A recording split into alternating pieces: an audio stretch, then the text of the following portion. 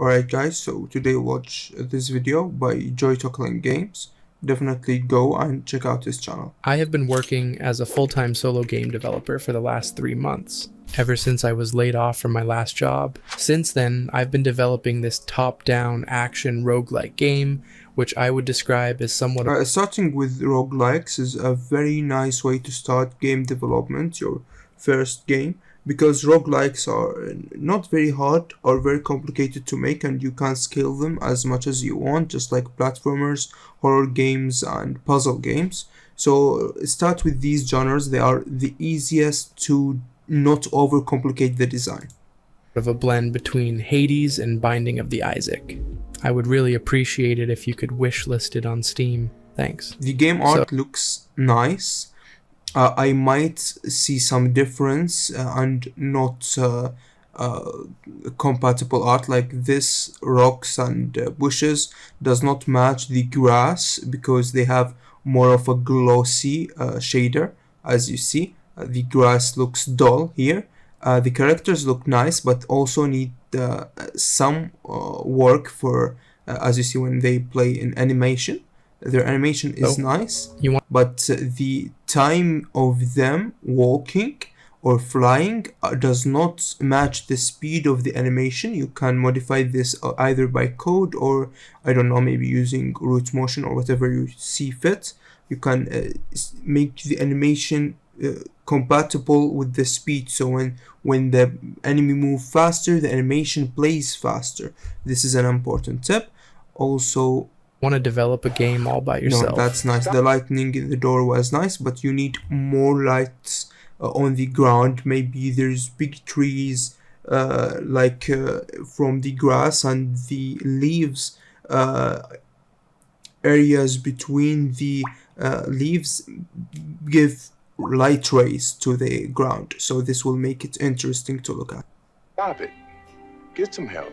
I mean, seriously, even finding just one other person to collaborate with can significantly help you in terms of bouncing ideas. The VFX here looks nice, by the way. Keep these on. They look amazing. Validating concepts, reducing workload, and boosting motivation. But I know it can be hard to find people with similar interests. That's why we always say engage with communities, talk to people. You might find a good team that you can work with to your game idea. You can pitch your game ideas and see who is excited to make the game with you.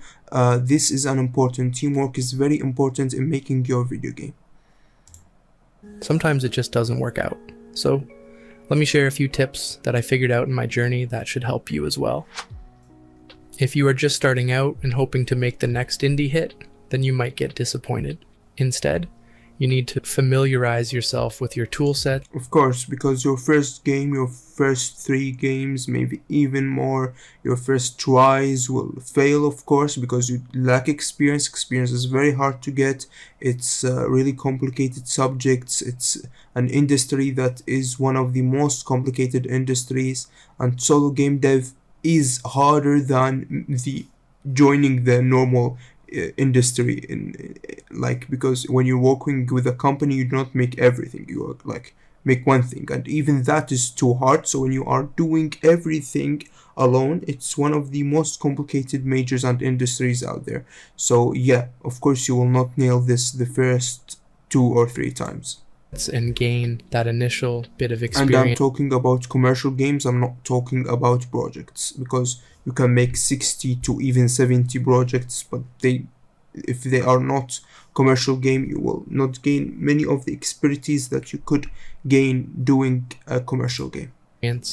I would advise that you start with very small scale games like Flappy Bird or a platformer or something that you can finish within 2 weeks. Try not to use any asset packs or anything. The goal should be to learn and level up. Yeah, the first projects, these are projects, not more of a commercial game. These could work out, could be a good workout. Many tutorials are available for them for different engines, so go definitely and do that.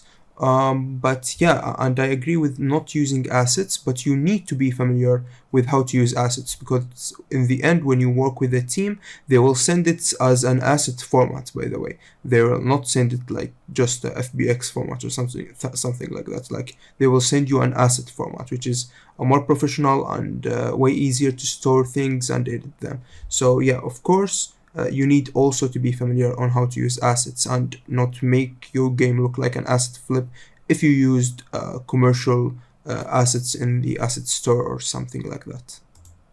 Your skills for the game engine, programming, and a bit of art, either 2D or 3D. Now, if you are not a complete beginner and you have already made some projects, then I would advise you to start working towards that first commercial release, since the experience you will get by doing so will be a lot See, more. this is nice, but the enemies are health is too much here. The health bar was too much. You needed to go and fight, and the enemies were not doing anything much than walking around. You need to make better group behaviors for the enemies and a better environmental like searching, because they look a bit dumb here.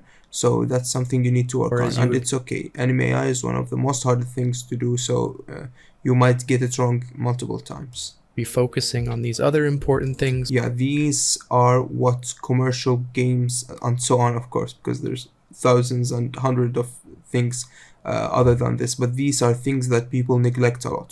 Proper UI, music, sound effects, narrative. Many people forget the narrative. Localization, multiple platforms. This is something sometimes is very needed in commercial games. Polish and polish. That's okay.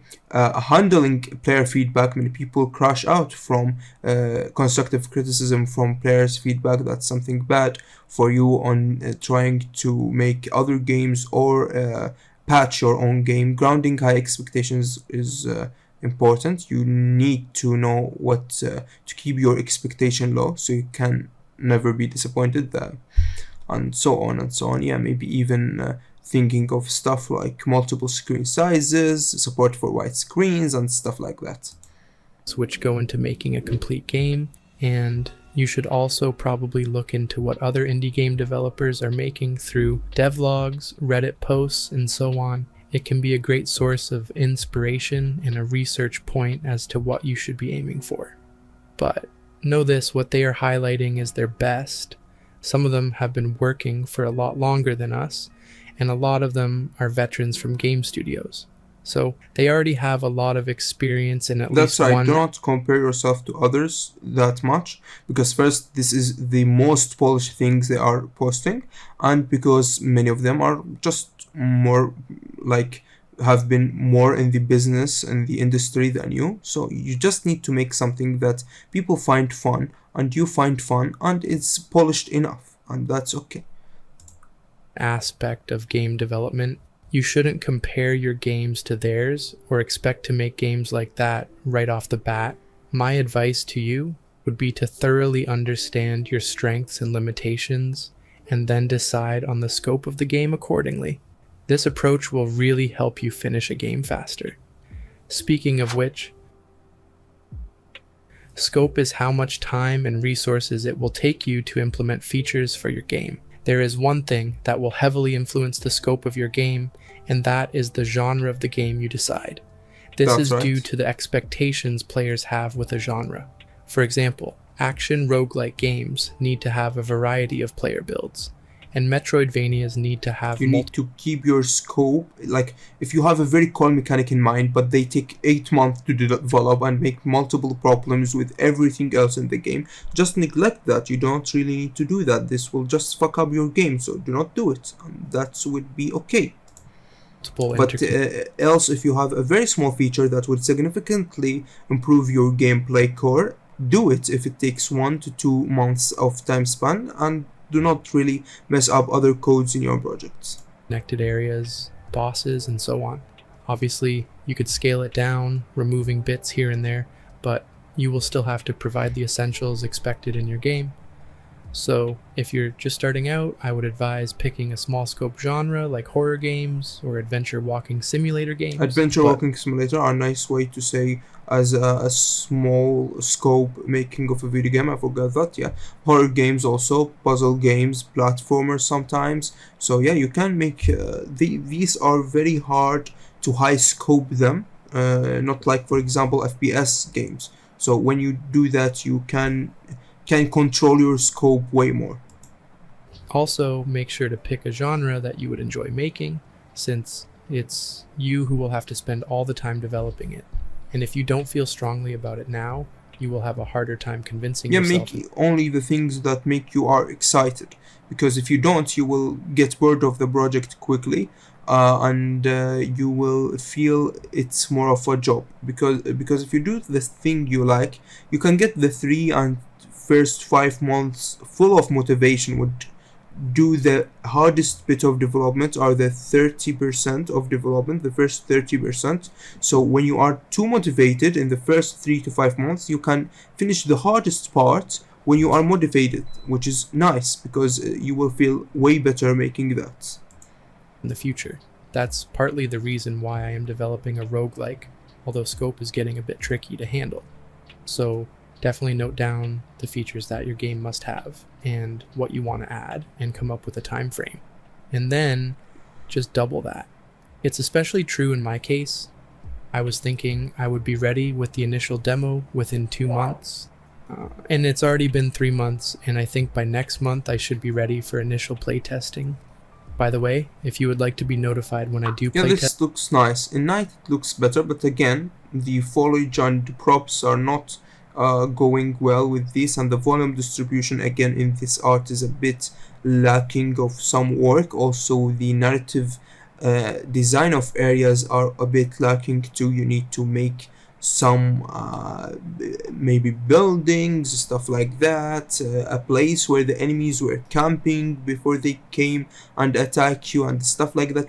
These small details will make it look way better.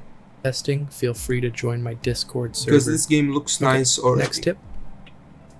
You need to know and follow the 80-20 rule.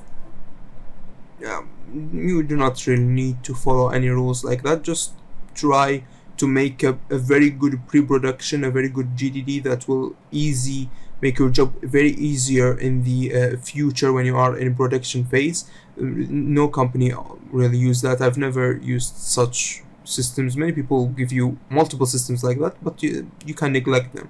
Just work the way that make you comfortable, and don't work just out of motivation. 80% work like with discipline too. It's just like gym. You can't just go to the gym out of motivation. You need also some discipline. The results or outcomes depend on 20% of the work. This is going to be super useful for us solo game devs since we don't have the time and resources to focus on everything. This rule can be applied to almost any aspect of game development, be it managing your time by focusing on essential features of your game, be it art direction, by focusing more on color and lighting that can give something visually appealing really fast. Visual direction is important again, because a game that looks good gets way better wishlist and installs than a game that does not look good, because these games that does not have a very good art direction, people will only play it if the gameplay were interesting. And so imagine a good gameplay with good art direction. It's the best. I know art takes most of time of development usually, so you need to spend way more time, but if it's worth it and you can get such a good art direction like this game. And by the way, these are the leaves example I meant. See how they do not make the grass look dull, like just grass. So take this as an example. This thing would look way better, a way better game than just the same thing with a bad art direction. So spend more time on art. But this rule does not mean that you just need to do 20% of the work and say you applied this rule. Instead, you need to figure out which 20% of tasks or efforts will yield maximum results if you focus on them. For example, melee attacks imagine the same effect here. It would make the game look way more better. the main focus. But you need to keep eye on optimization, because the Shadowcasters would be a lot more, so you might have some optimization work need to be done. Of my game. So also make this more glowy, because this looks like just a texture that's going like this. Make it slower and more glowy. I identified and added, because it's now like looks like a point light put on like here. You might do the emission texture for this texture and increase the emission in it. All these small tweaks, which really makes the combat feel polished and fun. So use this rule to prioritize important aspects of your game, and it will save you tons of time. Another thing I would like to add is, don't hesitate to outsource certain aspects of the game, like getting some assets, be it visual or tools to help in development. It's okay, because there's multiple tools that are used even in double, because there are many tools that are used in even big productions, like Audio Inspector and stuff like that. So it's okay to use tools, it's okay to use sometimes assets. It's not the worst thing to do. You just don't need to make it looks like an asset flip. That's it. Where you are not confident, solo development doesn't mean you have to do everything, and it will save you tons of time and frustration in the long run. Yes, visuals really matter. Of course, yeah. Like Ori is one of the best examples for good visuals. They're often the first thing players notice about a game. A well-crafted art style can really captivate players and draw them toward your game. Now, before you go on to say, I am not an artist, I can't draw or make beautiful... No, because you not being an artist being an artist who paints things is different than art direction, because even if you can make simple shapes with good art direction, the game would look cool, just like just shapes and beats. So it's a very nice looking game, and it's just cubes and shapes, simple shapes, but because the art direction is good, the game looks good. So sometimes art direction matter, not being an artist. Beautiful scenes. I'd say you don't have to be. You just need to be consistent with your art direction to never break that sense of immersion.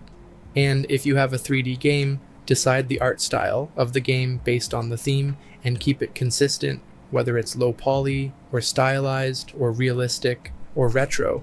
It needs to be that way throughout the game. One easy way to ensure a consistent art style is to use custom shaders. Like, you might need to do custom shaders. Some people don't use it.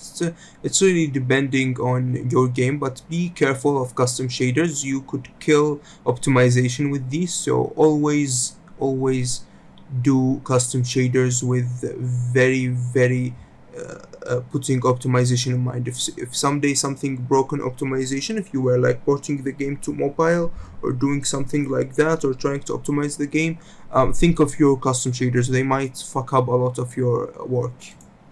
Toon shader. It also adds that polished look really fast. Remember the 80-20 rule.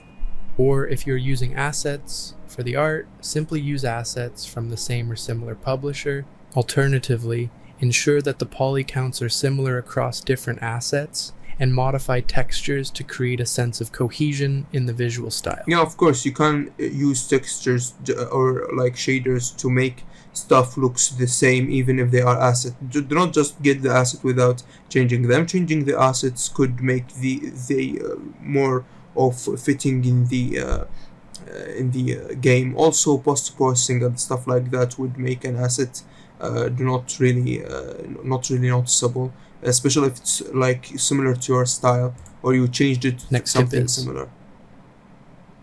Of course, plan prototyping, plan production, pre-production again is one of the most important things before making a game, because it really decides what post-production will be and production would be, and would decide if the game would succeed or just fail. You need to efficiently plan for both the prototyping and development phase, and know when to switch between these two.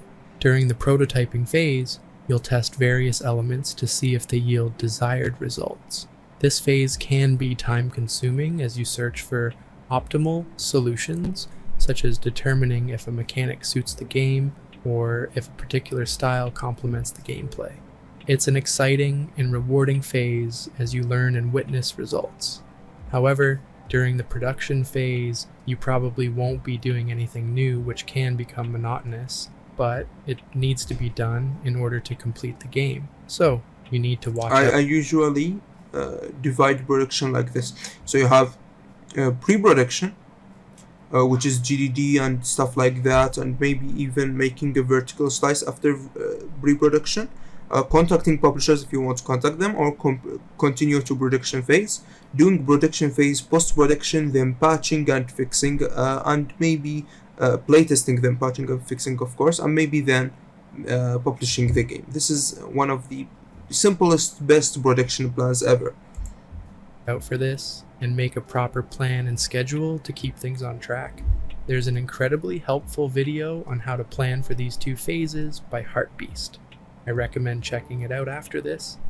Next Yeah, tip, of course, and don't do over planning. You need to have the sweet spot between not over planning and not doing planning at all. You need to take this sweet spot and use it. is Of course, don't depend on motivation. Again, with the gym example, you can't go to the gym just by motivation. You need also discipline.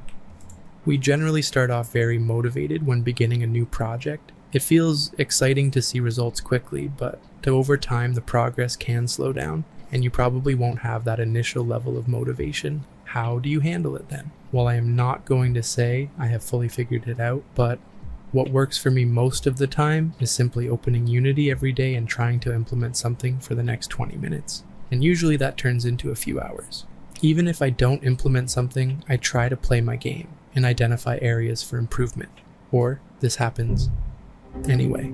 What also works sometimes is remembering my goals I set out initially. So, I would advise you to write down your goal for the game. These could be related to earning money or simply completing the game and sharing it with your friends, among other things. And when you're not feeling it, remind yourself of these goals and imagine the sense of accomplishment you'll experience once you achieve them. This should hopefully refuel your interest. Additionally, using a Trello board to list tasks for the future Yeah, you can use something like Trello, maybe Melanote, stuff to track your progress and organize your file way better. Maybe Drive 2 if you want to upload big files. So yeah, you need to use such tools. They make the work way easier. allow you to start working on them promptly and stay organized throughout the development process. But make sure you are also taking breaks from development and avoid getting burned out quickly. Once you've navigated through all the hurdles and you have something to show for your game, then it's time to face the final boss. Marketing is hard. You need to convince people your game is worth their time. Yeah, well, you can do this part, which is marketing, or you can just neglect it, by the way, and just go to a publisher and work and do a contract with them that they handle the marketing, but not you, because marketing needs a lot of more expertise outside just solo game dev, which is very weird. And you need to do thing it to within do. a few seconds, since otherwise people might move on to the next. It won't matter how many features or how much time and effort you put into it. This is where having a unique hook to your game really helps, since your game can stand out more easily. Yeah, but again, just like we said in Thomas Brush video, you do not always need something unique. Sometimes people just want to try a good game, a solid game, not just a unique game. So yeah, definitely a unique thing that is really polished and solid could help a lot, but making just a solid good game is also sometimes enough. And it can be a lot easier to market. Anyway, I would strongly suggest validating your game early on by posting it somewhere, or if your game relies too heavily on mechanics, preparing a prototype. This approach not only helps you gather early feedback, but also should set the right expectations for your game.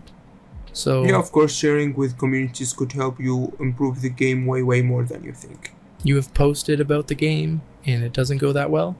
What do you do then? That's the kind of position I feel I'm in.